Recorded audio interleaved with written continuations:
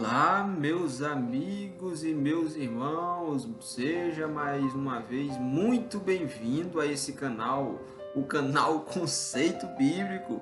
Você que está nos acompanhando, vai nos acompanhar, ou que sabe não conhece ainda, não é inscrito no canal, por favor, se inscreva no canal Conceito Bíblico, ative as notificações, comente, compartilhe, curta. Ajude para que essa mensagem venha chegar o mais longe possível. E meu amigo, como eu prometi para vocês, eu falei, nós estamos estudando, na verdade já demos início a um estudo completo do Apocalipse capítulo 13, tá? Apocalipse capítulo 13. Estamos levantando justamente aquela questão. Tudo que Apocalipse 13 fala, será que isso realmente poderia acontecer? Do que está descrito lá, e nós estamos mostrando a posição que eu creio assim que tem mais sentido, a posição adventista, tá? Não é a posição dispensacionalista, não é a posição futurista ou preterista, é uma posição historicista dentro do livro do Apocalipse capítulo 13. E nós já estudamos alguns temas aqui, nós estamos vagarosamente fazendo pequenos vídeos, e vai ser assim, os vídeos vão ser o mais curto possível, pegando os tópicos aqui e acolá. E eu falei para vocês no último tema sobre o cenário profético adventista, a profecia e os eventos finais. Hoje nós iremos tratar especificamente do tema o quadro mais amplo, tá? Mais amplo do Apocalipse, e o grande conflito. Pois é, nós vamos começando agora vagarosamente entrando tal, basicamente mostrando alguns aspectos do capítulo 13 e fazendo justamente aquela pergunta para iniciarmos o nosso diálogo aqui. Por exemplo, qual foi a última vez que você olhou para uma pintura? Estamos falando de um quadro, né? De um quadro mais amplo no Apocalipse. Qual foi a última vez que você olhou para uma pintura? Era o retrato de um homem simpático, uma mulher bonita, ou talvez uma paisagem? Qual foi a última vez que você olhou? Você usou uma lente de aumento para examinar os detalhes? Essa, quem sabe, não é a melhor maneira de apreciar a beleza de uma pintura, não é mesmo? O artista ele tem de prestar muita atenção a cada pincelada que dá. E uma vez que após o término da obra, os críticos de arte irão analisar esses detalhes, tá? No entanto, bem de pertinho, essas pinceladas individuais não são muito atrativas, né? Você já olhou a obra de arte de perto? De perto não parece muito agradável. No entanto, bem de pertinho, essas pinceladas individuais elas não são atrativas. Se você realmente deseja apreciar a beleza de uma produção artística, tem de se afastar e olhar para o quadro todo. Aí você percebe, mas quando você se aproxima, você não vê muita beleza. Mas quando você olha de distante assim, você consegue ver o quadro todo e enxergar a verdadeira beleza do quadro. E o que o artista quis transmitir, qual a ideia que ele quis transmitir naquela pintura. Então, mais cedo ou mais tarde, até os críticos eles deverão se distanciar para enxergar o quadro mais amplo de uma pintura. O Apocalipse ele está cheio de imagens, quadros, por assim dizer, né? Você encontrará dela ali no Apocalipse mais dessas imagens simbólicas do que em qualquer outra parte da Bíblia. Então, nesses vídeos que nós estamos aqui apresentando para você, estamos apresentando algumas informações antes de entrarmos especificamente no capítulo 13, vamos ver alguns detalhes do Apocalipse e vamos ser, digamos, críticos de arte, né? Vamos colocar assim, crítico de arte das imagens do Apocalipse. E vamos passar muito tempo examinando detalhes dessas imagens, especialmente, né, o capítulo 13. E assim como os detalhes de uma pintura não nos mostra o quadro como um todo, também nossa compreensão do Apocalipse não poderá ser completa se atentarmos apenas ali para os detalhes. Por isso, nesse vídeos e nos próximos, nós vamos dar uma olhada no quadro mais amplo do Apocalipse. Vamos examinar detalhes, ok? Para nós vermos o pano de fundo do livro do Apocalipse.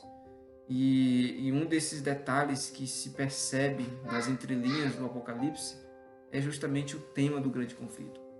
Você não precisa ser um teólogo para compreender a mensagem básica do Apocalipse. Até uma pessoa não religiosa que estiver lendo, digamos, casualmente ali a última metade do livro, dos capítulos 12 ao 22, ele pode entender que o tema principal é a batalha entre o bem e o mal.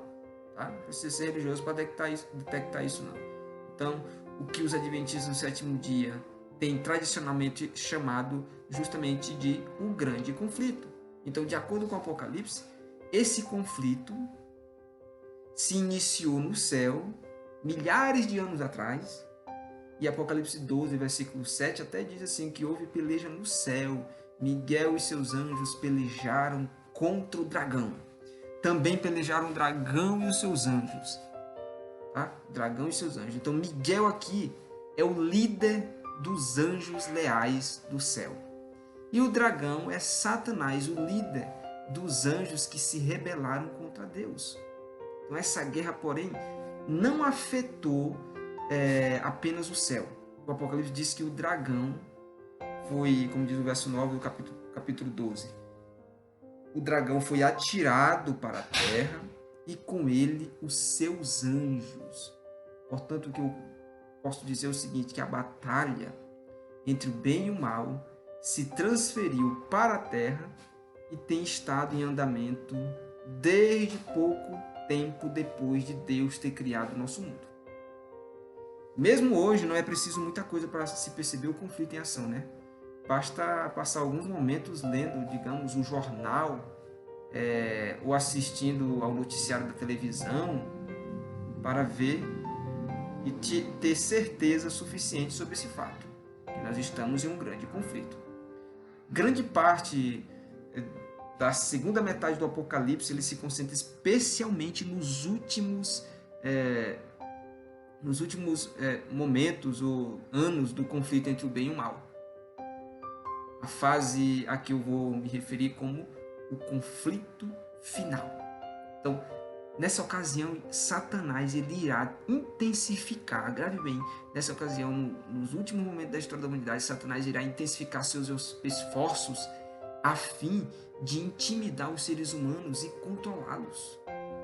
E a maioria das pessoas vão se deixar levar sem resistência alguma. E Apocalipse diz que toda a terra se maravilhou seguindo a besta, como diz o capítulo 13, versículo 3.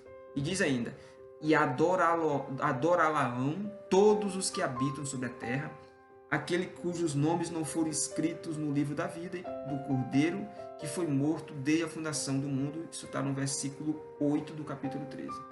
Então, o ponto de disputa nos últimos momentos da história será a obediência. Porque ao longo da história, o povo de Deus tem se deparado com questões aí da obediência a Deus ou aos poderes do mal que há no mundo. Questões essas que será crucial no conflito final. Você tem uma ideia, Adão e Eva tiveram que optar pela obediência a Deus ou à serpente. Escolheram ceder às sugestões da serpente, como diz o capítulo 3 de Gênesis, né? Em contrapartida, temos exemplo na Bíblia de Sadraque, Mesaque e Abednego, diante de ameaça de morte numa fornalha de fogo ardente, escolheram obedecer a Deus e, em vez de adorar a imagem de ouro de um rei pagão, eles escolheram obedecer a Deus em vez de se prostrar diante daquela imagem. Tá? No Novo Testamento nós temos outro exemplo. Por exemplo, Jesus obedeceu a seu Pai quando ele se submeteu à cruz. No conflito final, a pergunta será a mesma. Será que o povo de Deus irá obedecer a ele ou irá ceder à pressão política dos poderes mundiais nos últimos dias do período da história da humanidade? será que é justamente? Em qual situação? A quem eles irão obedecer? Por isso, todos nós iremos nos deparar com essa questão. A quem nós iremos obedecer? E Apocalipse 12, versículo 7 apresenta a integridade do povo de Deus no tempo do fim e o conflito que isso provocará entre os fiéis e as forças do mal. Lá diz o seguinte, 12, versículo 17, diz: irou-se o dragão, que é Satanás, contra a mulher, que é uma referência ao povo de Deus, e foi pelejar com os restantes da sua descendência.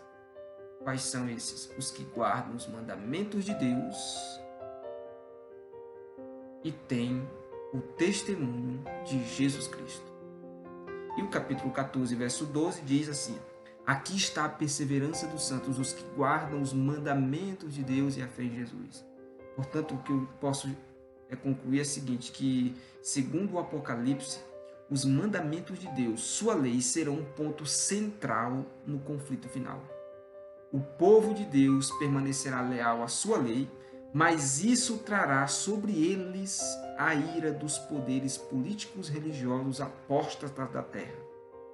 E eis a descrição, né, desse aspecto do conflito final, feita por Ellen White. Por exemplo, Ellen White ela fala o seguinte, que o último grande conflito entre a verdade e o erro não é senão a luta final da prolongada controvérsia relativa à lei de Deus.